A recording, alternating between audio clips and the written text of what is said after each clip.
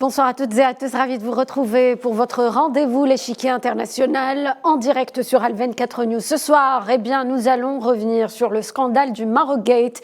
Et oui, l'affaire qui ne cesse de connaître de nouveaux rebondissements. Rappelez-vous, le parquet fédéral belge a déclenché cette enquête sur des actes de corruption au sein du Parlement européen en décembre dernier. Dès que la machine est mise en branle, les révélations se succèdent et le Maroc est plusieurs fois mentionné à différents aspects. Plusieurs hauts responsables marocains sont désormais dans le collimateur de la justice belge. Une chose est sûre, ce scandale qui met à nu le jeu dangereux du Maroc, du régime marocain, semble ne pas avoir révélé tous ses secrets.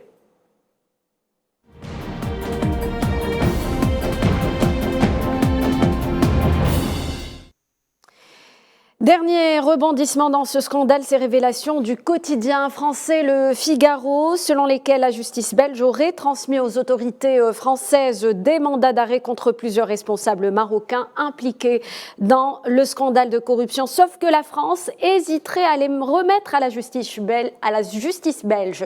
Selon les journalistes français, Georges Malbruno, qui est en fait le rédacteur en chef du journal français Le Figaro, il cite dans son tweet un diplomate français qui lui aurait confié que la France est dans l'embarras car ses hauts responsables marocains, je cite, ont des enfants en France. On va revenir sur toutes ces confidences et révélations qui se succèdent autour de ce scandale, de cette affaire avec mes invités ce soir. Gilles Devers, avocat, est avec nous depuis Paris. Bonsoir, maître. Bonsoir à vous, bonsoir à vous. Elkan Tibala, diplomate sahraoui, représentant en France. Bonsoir Elkan Tibala. Bonsoir, merci pour l'invitation. Et j'ai le plaisir de recevoir sur le plateau Saïd El Ayachi, président du comité algérien de solidarité avec le peuple sahraoui. Bonsoir Saïd El Ayachi. Bonsoir à vous, aux téléspectateurs d'Al24 et à mes amis Gilles Devers et Elkan Tibala. Alors, je vais commencer d'ailleurs avec vous, Saïd El Ayachi. Comment réagissez-vous face à ces nouvelles confidences faites par un diplomate français, un journaliste du Figaro, qui n'est pas n'importe quel journal, le Figaro, la France dans l'embarras pour remettre ces personnes, ces hautes personnalités marocaines à la justice belge. Que reflètent selon vous ces nouvelles confidence. Et permettez-moi de dire que ce n'est pas aussi n'importe quel journaliste. Georges Malbruno est une star du journalisme français qui a déjà écrit plusieurs livres et qui a eu à aborder plusieurs sujets dans le monde des médias. C'est qu'il faut réagir. D'abord, on se dit, on est stupéfait de voir l'ampleur de cette invasion marocaine à l'intérieur des institutions européennes. Et notez avec moi, Mme Rim, qu'on parle beaucoup plus du Qatar-Gate que du Marocco-Gate en Europe, alors qu'il s'agit bien. On n'a pas trouvé de Qataris encore dans cette histoire. Par contre, on trouve des Marocains à l'appel, et jusqu'au plus haut niveau de la hiérarchie de l'État, du régime marocain. Ce qu'il faut voir, c'est que je pense qu'on peut caractériser cela comme une véritable invasion des institutions marocaines par une ingénierie mise en place par le Makhzen au sein de ses propres alliés qui, notons-le jusqu'à maintenant, le Maroc a bénéficié non pas de la bienveillance, mais de l'indulgence, du soutien, de la protection de l'Union européenne. Et cela n'a pas empêché le Maroc d'aller violer ses propres alliés dans leur propre entre de la démocratie européenne. Et si à cela on ajoute l'épisode de Pegasus, qui a consisté d'ailleurs à écouter les plus hauts responsables européens, on voit que la coupe est pleine, qu'on n'a plus besoin d'autres preuves pour voir que le Maroc n'a pas respecté ses propres alliés, ni, n'est-ce pas, les liens d'amitié et de soutien dont il bénéficie de ses propres alliés. Et la question maintenant aujourd'hui, que vont faire les Européens face à cette invasion du Makhzen à l'intérieur même du Parlement marocain? Et européen. Probablement, on va découvrir que les temps calculs sont très longs et qu'il a opéré aussi dans les parlements nationaux. Ça, à n'en pas douter, puisqu'on voit qu'il y a Alors on est face à une situation où la France est cette fois-ci sommée de remettre ces personnalités, ces hautes personnalités marocaines à la justice belge. Mais selon donc ces confidences faites par le diplomate français, la France est dans l'embarras.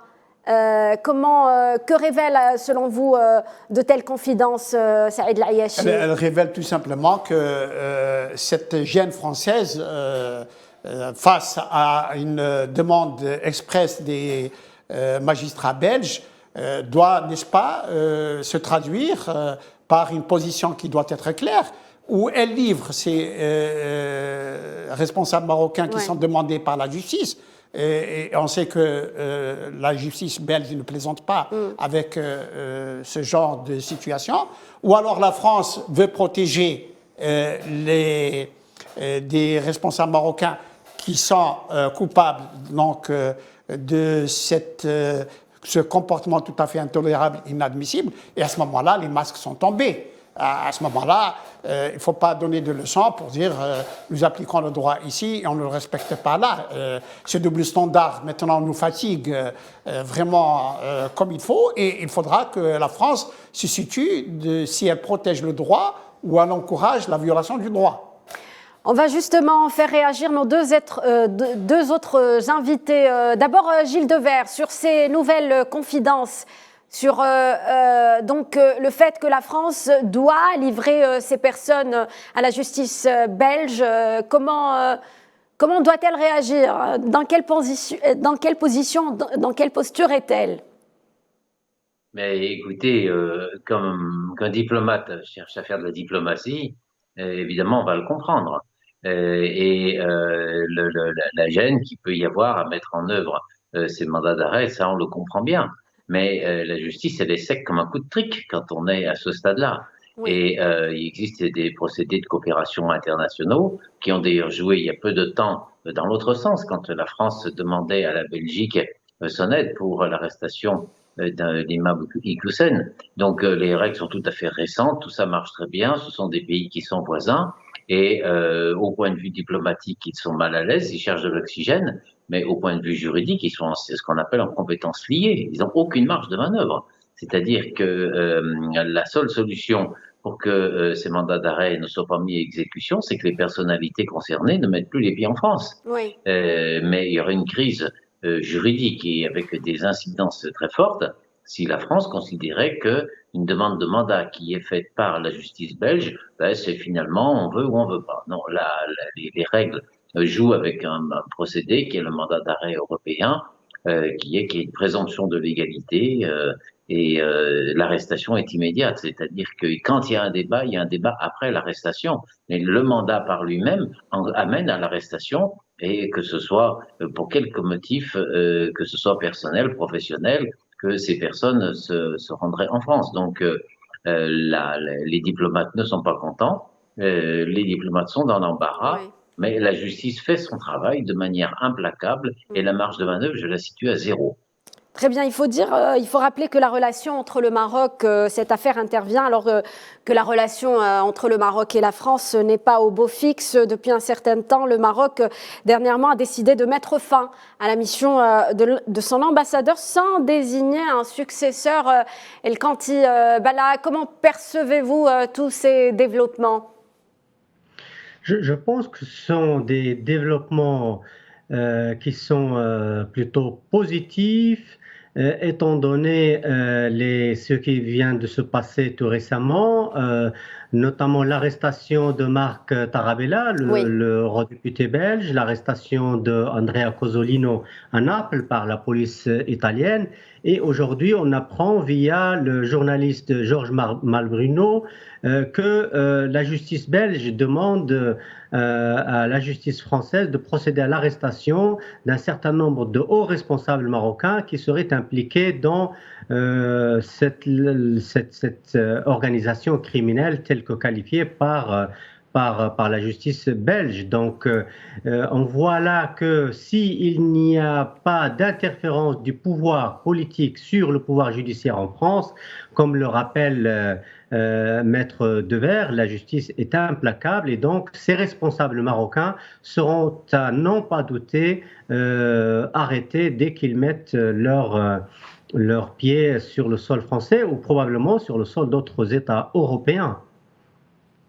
Donc, alors on a un précédent tout de même, mais le précédent ne concerne que la France dans le cas de Hamouchi, le chef de la police marocaine qui a été visé par un mandat. Un juge français est venu le voir et finalement il y a eu quelques magouilles qui lui ont permis la sortie en douce du territoire français, mais ça a quand même conduit à une crise entre la France et le Maroc, poussant à la rupture de la coopération judiciaire entre les deux pays. Donc des conséquences assez importantes et négatives peuvent avoir lieu derrière cette demande de la justice belge.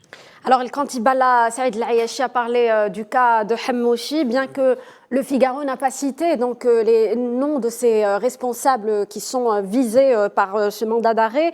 On parle quand même, on peut citer, plusieurs noms ont été cités dans les différents témoignages et dépositions des principaux mis en cause dans ce scandale. Il y a donc Abderrahim Atmoun, qui est l'ambassadeur du Maroc en Pologne, Yassine Mansouri ou encore Mohamed Belahrache, deux hauts responsables au sein des renseignements marocains.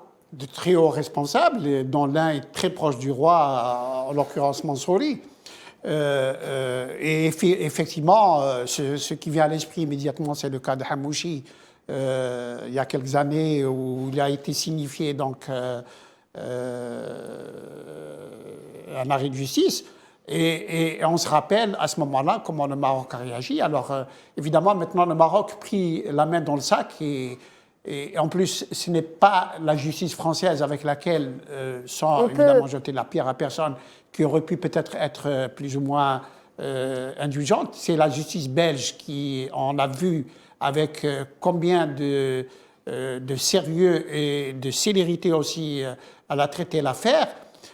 Maintenant, que peut faire le Maroc? Il va recourir encore à ce qu'il fait depuis toujours, c'est-à-dire le chantage et la menace, en essayant de recourir aux armes qu'il manie depuis toujours, c'est-à-dire menacer de déverser la drogue sur l'Europe, dire que je n'ai pas de prise sur les réseaux terroristes, sur l'immigration clandestine, surtout maintenant dans la situation où est l'Europe. Et par conséquent, le Maroc va recourir encore une fois au chantage et à la menace pour essayer de desserrer l'étau qui s'organise autour de lui. Mais bien entendu, cela ne peut se faire qu'au détriment de ceux qui cèdent.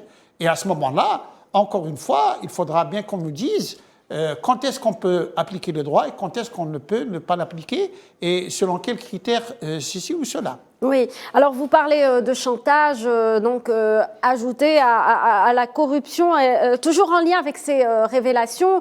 Il y a également un autre tweet du même journaliste du Figaro, Georges Malbruno, qui cite aussi le diplomate français. Et au moment où on parle justement d'une prétendue visite du président français au Maroc, le Maroc aurait demandé à publier une déclaration contre l'Algérie avant cette visite présidentielle. C'est encore une fois du chantage quand il s'agit de l'Algérie. Bien entendu, maintenant le Maroc conditionne la visite d'un président français par ceci ou cela. D'ailleurs, cette même entreprise de corruption à l'intérieur du Parlement européen nous explique aujourd'hui comment ont été prises toutes les résolutions tout à fait injustifiées contre l'Algérie pendant des années. C'est-à-dire qu'il y avait un réseau qui travaillait au service du Maroc à l'intérieur de l'Algérie. Ce qui est aussi dommageable et qu'il faut relever, c'est ce degré de corruption qu'il y a parmi les élus européens. Et on n'a pas fini encore de dévider tous les chevaux de cette corruption à travers des institutions européennes ou même sur le plan des différents pays. quand on sait que la corruption est elle-même un critère d'association des pays avec l'Union européenne, ou quand on sait que la corruption est érigée comme étant un paramètre de jugement d'un pays ou d'un autre quand il s'agit des pays du Sud. Regardez la corruption maintenant, elle a droit de citer, à l'intérieur même des institutions européennes et dans les pays européens, cela par le fait d'un pays qui est surprotégé, pour lequel on a une très grande indulgence et qui a développé une machine de guerre extraordinaire pour faire porter atteinte aux institutions européennes et les faire travailler en sa faveur. Gilles Devers, toujours sur ce point. Oui, le chantage ne va pas mener loin. Il faut bien comprendre qu'évidemment, derrière ce côté un peu spectaculaire de dire il y a un risque d'arrestation pour les personnes, le juge d'instruction ne travaille pas à la légère. Et donc, ce que vous voyez là, avec l'annonce d'une dizaine de mandats d'arrêt qui ont été décernés, eh bien, c'est un travail considérable qui a été fait par le juge. Le juge a de quoi argumenter, surtout. Et où est-ce qu'il trouve son argument? Eh bien, parce qu'il y a déjà quelques personnes qui ont été arrêtées, il y a beaucoup de gens qui ont été entendus, il y a des relevés bancaires, il y a des relevés téléphoniques, il y a des écoutes, il y a tout cela. Donc, en fait, les gens se laissent arrêter ou non, évidemment, tout le monde aime la liberté, donc ils peuvent prendre le choix de rester planqués et puis de pas être arrêtés. Mais ça ne va pas arrêter la justice. Ça va simplement, il y aura pas de possibilité de contredit, donc ils vont pas pouvoir s'opposer aux argumentaires. Et ceux qui sont actuellement en prison, on a vu qu'ils se lâchent en 5 minutes. Tout de suite, ils proposent de coopérer, etc. Ils donnent des éléments très précis.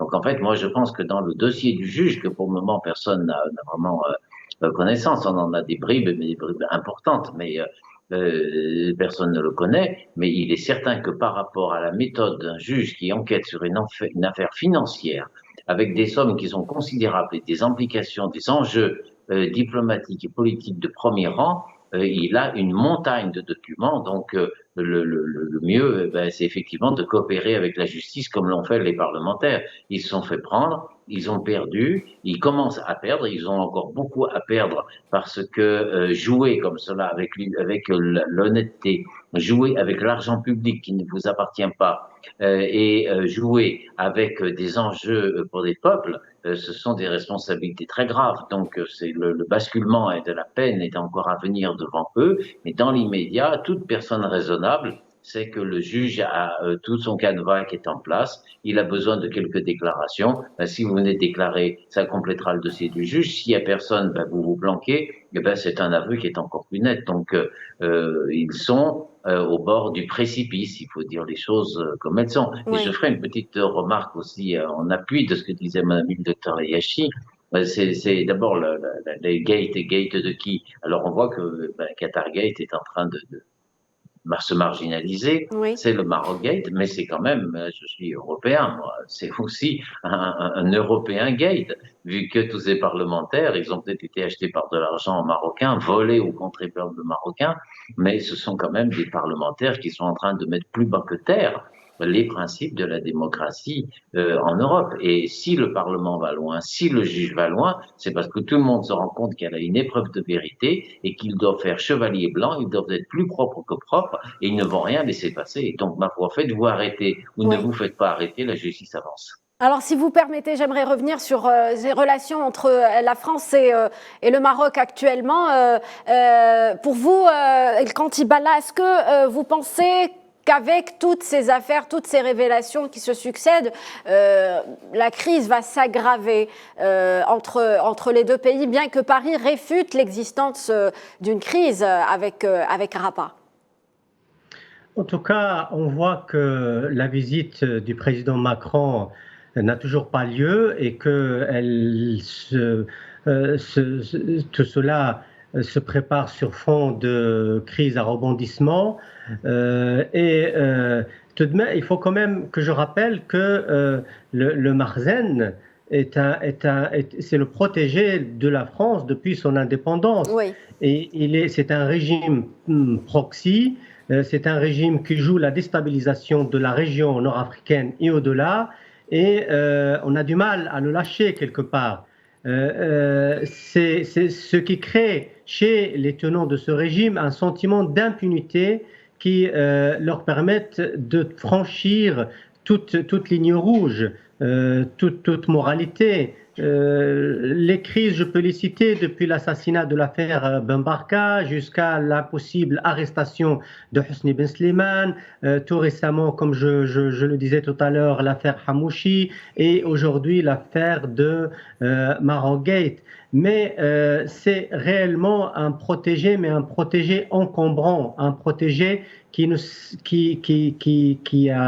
ramène plus de difficultés et de scandales qu'autre chose. Car qu'est-ce que ça veut dire l'interférence dans les affaires européennes d'une manière aussi vulgaire et aussi condamnable et qu'est-ce que c'est que ces chantages permanents que Ayashi vient de rappeler à la drogue, à l'immigration, la déstabilisation de la région, etc., etc. C'est là un ensemble de politiques parmi ce régime qui ne peuvent être tolérés et que la France, particulièrement la France et par-delà l'Europe, ne peut camoufler et soutenir ad vitam aeternam. Saïd Ayashi.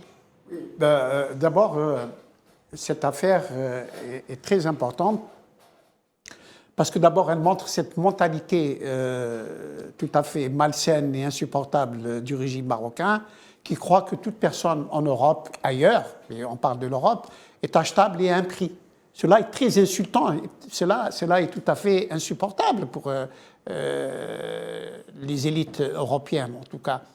Et le Maroc, à un moment donné, il était dans une mauvaise passe parce que on reviendra pour faire quelque part la connexion avec la dernière affaire algéro-française, c'est qu'il y avait des relations qui étaient une sorte de, quand même une éclaircie dans les relations algéro-françaises, qui étaient au beau fixe quand même. Il y avait les déclarations de Catherine Colonna à Rabat où elle s'en est remise au respect du processus de l'ONU sans parler autre mesure de la position et des revendications marocaines. Et puis, il y a le Maroc voyait d'un mauvais œil ce qui se passait dans cette lutte-là.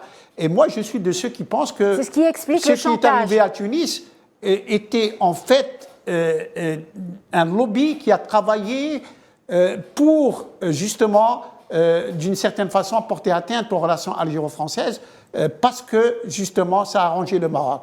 Maintenant, il se trouve que l'affaire n'est pas pilotée uniquement par la France ou les juges français, elle est pilotée par des juges belges qui, eux, ne tiennent pas compte de tout ce contexte, de tout cet environnement, de toutes ces connexions dans les relations. Et par conséquent, je crois que le calcul du Marzen, du régime marocain, ne va pas très loin. Et il est certain qu'il va devant de très grandes difficultés dans ses relations avec l'Union européenne qui, jusqu'à maintenant, a été un très grand soutien pour les régimes marocains. J'ajouterai, si vous le permettez très rapidement, qu'en 2023, et Gilles Devers le dira mieux que moi, nous attendons le prononcé définitif du jugement de la Cour de justice de l'Union européenne en ce qui concerne donc, les ressources naturelles sahraouies et donc l'accord d'association entre le Maroc et l'Algérie et le Maroc entre l'Union européenne et le Maroc et cet accord, on n'en pas douté, sera favorable aux franco-algériens. Et pour cela, on va laisser la justice faire son travail dans ce scandale. Elle le fera. Et ce sera en défaveur du Maroc. Et par conséquent, là aussi, on verra si les Européens vont respecter leur propre justice et on verra si les Européens vont réagir à cette agression caractérisée du Maroc. On arrive à la fin de l'émission. Merci Saïd El Ayashi pour votre intervention. Je remercie également le Kantibala et Maître Gilles Devers d'être intervenu dans cette émission. Chers téléspectateurs, merci de nous avoir prêté attention. Restez sur Al 24 News. Très bonne soirée.